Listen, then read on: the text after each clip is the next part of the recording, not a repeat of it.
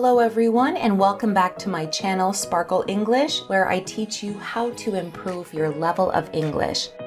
This is the next lesson in my series on the 8 parts of speech.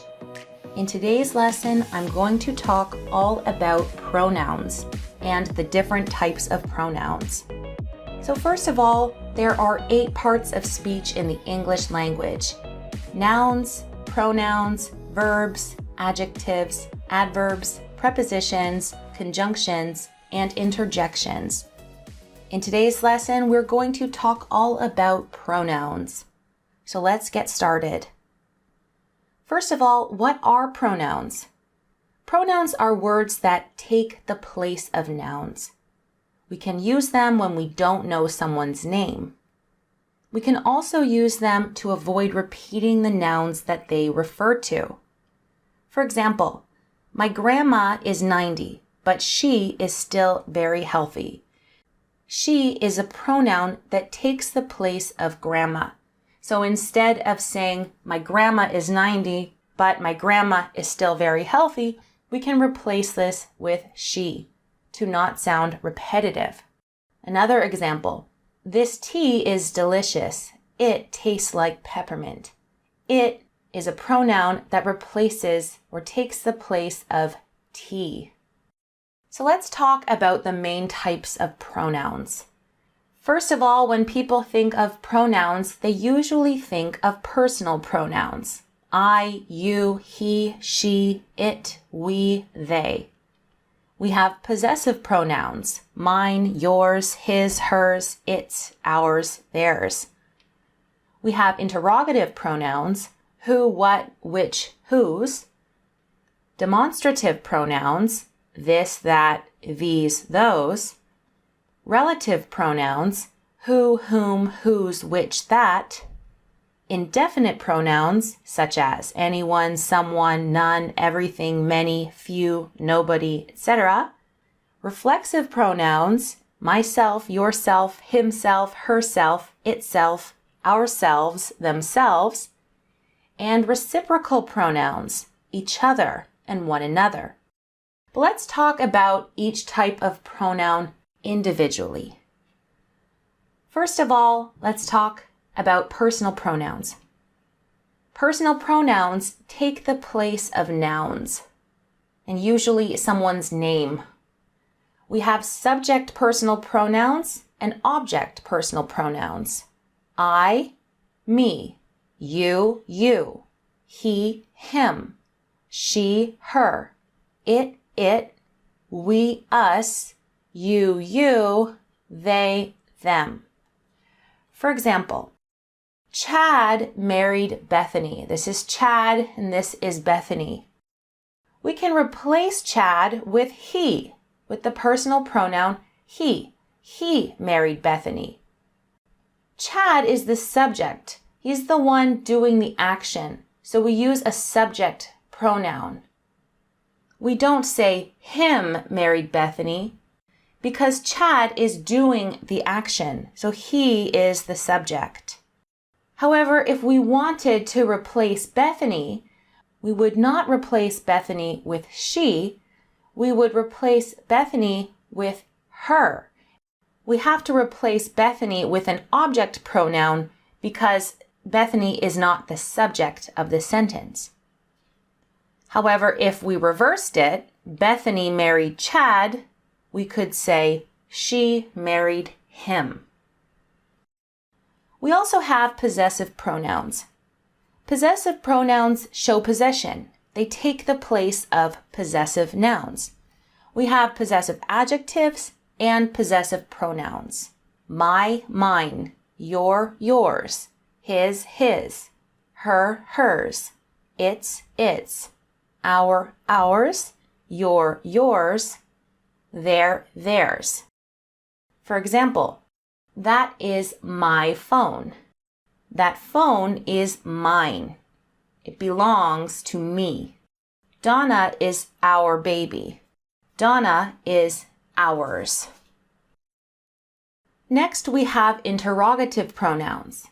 Interrogative pronouns take the place of people or things. We use them to ask questions. which, what, who, whom, whoever, and whichever. For example, who lives in that apartment? What's inside the attic? Next, we have reflexive pronouns. Reflexive pronouns refer back to the subject. We use reflexive pronouns when the subject and the object are the same. Myself, yourself, himself, herself, itself, ourselves, themselves, yourselves. For example, the boy wanted to play by himself. Because the subject and the object are the same, we have to use himself. If we said the boy wanted to play by him, that could mean a boy wanted to play beside another boy. But in this case, the boy wants to play alone, so we use a reflexive pronoun. I saw myself in the mirror. Again, the subject and the object are the same, so we have to use a reflexive pronoun. Next, we have relative pronouns. Relative pronouns introduce relative clauses.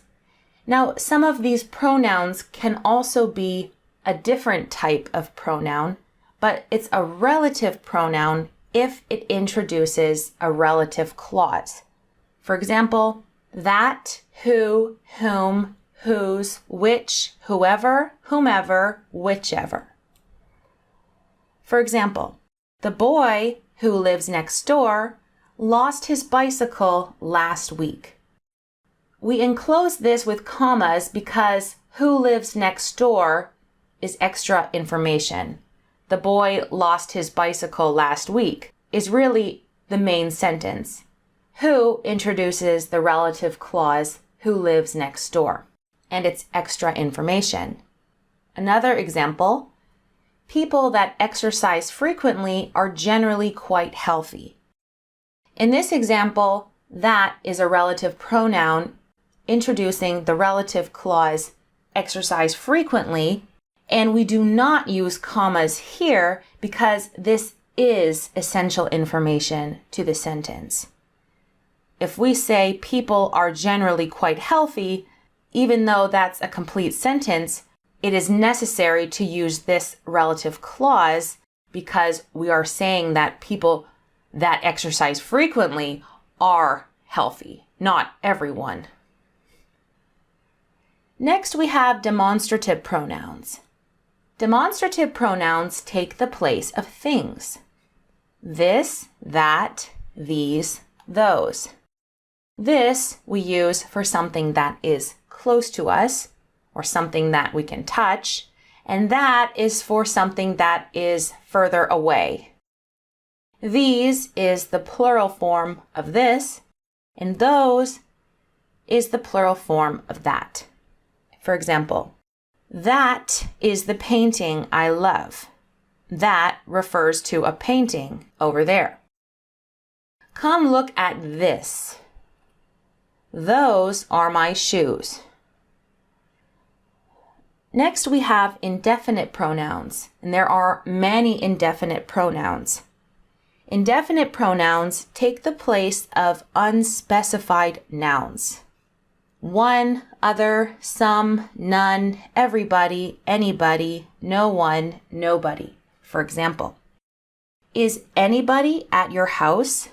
This is an indefinite pronoun because we don't know who is at the house or if anyone is at the house. No one wants to come with me. I hear something moving outside. Again, we don't know what is moving outside, so it's indefinite.